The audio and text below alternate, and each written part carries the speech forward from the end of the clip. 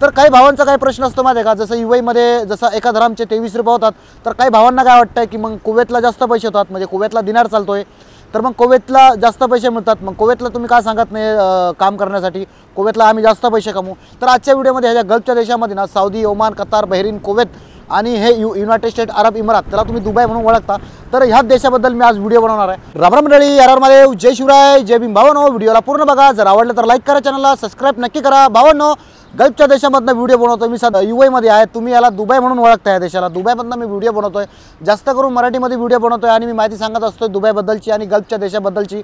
मला दुबईला काम करता करता आता 8वं वर्ष सुरू आहे आणि 8 वर्षामध्ये माझा जे काही एक्सपिरियन्स आहे, जे काही मला इथे कामाची माहिती आहे, जे काही ह्या देशाची माहिती आहे, मी ती तुम्हाला सांगण्याचा प्रयत्न करत असतोय. मला असं वाटतं की आपला मराठी माणूस बाहेरच्या देशात आला पाहिजे, कामाला काम करायला पाहिजे, चांगले पैसे कमावला पाहिजे.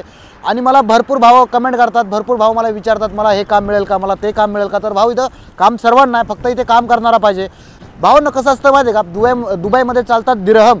जसं आपल्या भारतामध्ये रुपये असतं ना, तसं दुबईमध्ये असतो धरम. ओमानमध्ये गेला ना तर ओमानमध्ये चालतो रियाल, सौदी अरबमध्ये चालतो रियाल, आणि जर तुम्ही बहरीनमध्ये गेलात ना कामाला तर बहरीनमध्ये चालतोय दिनार, आणि कुवेतमध्ये जर गेलात ना तर कुवेतमध्ये चालतोय दिनार चालतोय.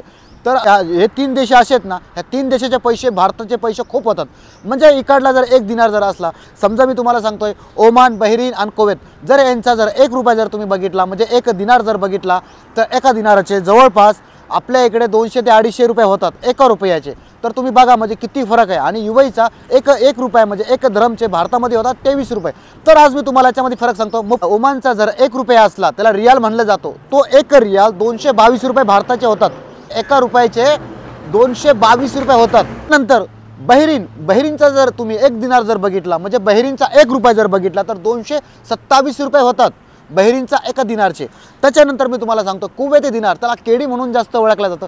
केडी म्हणजे कुवेती दिनार. 1 कुवेती दिनार म्हणजे 279 ते 80 रुपये होतात. म्हणजे बघा किती फरक आहे. आणि तुम्ही जर सौदीला बघितलं ना, सौदी अरबचा 1 रियाल म्हणजे सेम UAEचा जो 1 धरम आहे त्याच्या बराबरीमध्ये तो काम करतो. कतारचा पण रियाल आहे आणि कतारचा पण रियाल सेम म्हणजे याच्यामध्ये काही जास्त फरक नाही आहे. जसं दुबईचा 1 रुपया म्हणजे 1 धरमचे 23 रुपये होतात, तसंच सौदी अरबचे 1 रियालचे 22 ते 23 रुपये होतात. तर भावांनो, मग तुम्हाला असं वाटत असेल ना, तुम्हाला प्रश्न असेल ना की यार मग 1 दिनार जर कुवेतचा 280 रुपये होतो, मग आम्ही तिकडं का कामाला जाऊ नये. हां, ते सांगतो मी तुम्हाला. कारण की कसं असतं माहिती आहे का, जर तुम्ही दिनारमध्ये कमवत असेल ना, तर तुम्हाला पगार पण दिनारमध्येच दिला जाईल. आता जसं दुबईमध्ये, जसं UAEमध्ये पगार असते हेल्परपासनं तर इंजिनियरपर्यंत 1200पासनं तर इथं फार 12-12, 20-20 हजार धरमपर्यंत पगार आहे. मग तुम्ही म्हणसाल मग 1200मध्ये जर इथं पगार मिळते, 1200चे किती होतात, 23 रुपये, 30-35 हजार रुपये समजा इकडले होतात. जर आम्हाला 1200 जर दिनार पगार दिली, तर मग आम्ही किती पैसे कमवू, तुम्हाला असं वाटतं ना. परंतु असं नाही आहे. तिकडे त्या हिशोबानंच पैसे तुम्हाला दिले जाईल, त्याच हिशोबानं तुम्हाला पगार दिले जाईल. म्हणजे जर तुम्हाला मी बेसिक जरी सांगितलं, म्हणजे नॉर्मली जर तुम्हाला पगार सांगितलं ना कुवेतची, तर तुम्हाला जास्त करून 80 कुवेती दिनार, तर 150 कुवेती दिनार, किंवा काही कंपनी, कुठली कंपनी 180 कुवेती दिनार पगार देते. म्हणजे हायेस्ट पगार, म्हणजे एवढी तुम्हाला पगार दिल्या जाते. तुम्हाला म्हणजे 1800-1200 असं तुम्हाला देणार नाही. तिकडल्या हिशोबानं ते पैसे असे जोडले जाईल. जर तुम्ही ओमानमध्ये जरी काम केलं, तर तुम्हाला ओमानच्या हिशोबानं पैसे दिले जातील. ओमानचे तुम्हाला 140 ओमानी रियाल किंवा 150 ओमानी रियाल अशी पगार तुम्हाला दिली जाईल. जर तुम्हाला दुबईमध्ये, UAEमध्ये जर तुम्हाला 1500 धरम जर पगार देत असेल ना, तर 30 पगार तुम्हाला बहरीनमध्ये जर तुम्ही गेलात, तर तुम्हाला 150 बहरीन दिनार किंवा 120 बहरीन दिनार म्हणजे असे पैसे येणार आहे. म्हणजे तुम्ही जर एकूण जर बघितलं ना, म्हणजे पगारीमध्ये काय जास्त फरक पडणार नाही आहे, फक्त पैशामध्ये फरक आहे. इकडे तुम्हाला 1800, 1200, 1500 अशी पगार मिळेल आणि तिथे तुम्हाला 120, 130, 140 किंवा 150 किंवा 180 अशी पगार मिळेल.